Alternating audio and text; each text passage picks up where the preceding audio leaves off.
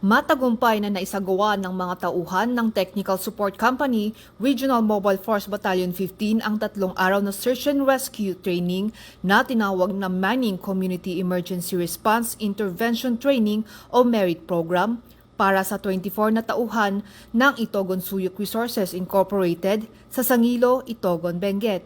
Tinalakay sa pagsasanay ang mahahalagang paksa kaugnay ng emergency response at rescue operations, kabilang ang Incident Command System, Basic First Aid, Victim Packaging, Basic Ropemanship, Low-Angle Rescue and Victim Traversing, at Basic Orientation on Collapsed Structure, Search and Rescue. Layunin ng mga turong ito na mapalawak ang kaalaman, kasanayan at kahandahan ng mga kalahok sa epektibong pagtugon sa mga trahedya o kaya ay sakuna sa komunidad.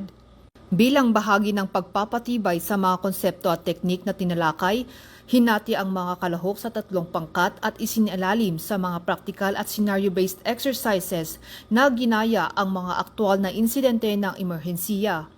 Sa pamamagitan ng pagtutulungan, kritikal na pag-iisip at aktwal na pagsasagawa ng mga rescue procedure, naipakita ng mga kalahok ang mas mataas na antas ng kakayahan at kumpiyansa sa pagtugon sa mga sitwasyong pang-emergency. Nagtapos ang pagsasanay sa isang komprehensibong kritik at evaluation session kung saan nagbigay ang mga tagapagsanay ng mahahalagang obserbasyon, rekomendasyon at mungkahi para sa higit pang pagpapabuti. Nakatulong ang gawaing ito upang masuri ng mga kalahok ang kanilang naging pagganap, matukoy ang mga aspetong nangangailangan ng pagpapahusay at lalo pang mapalakas ang kanilang kakayahan sa emergency preparedness at response. Isinagawa rin ang isang closing program bilang formal na pagtatapos ng aktibidad. Dumalo sa programa sina Engineer Robert F. Wagtingan, ang Acting Vice President at Resident Manager ng ISRI at Engineer Ferdinand Jacobson, Officer in Charge ng Safety Department.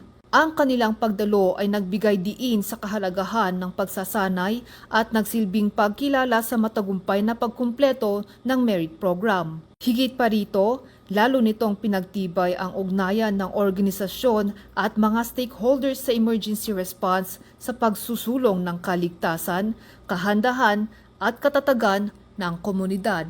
Mula dito sa Sangilo, Itogon, Benguet, ako ang inyong Police News Network Correspondent, Police Corporal Kashmir D. Supsupin, alagad ng batas, tagataguyod ng Balitang Pulis, bagong PNP para sa bagong Pilipinas, serbisyong mabilis, tapat at nararamdaman.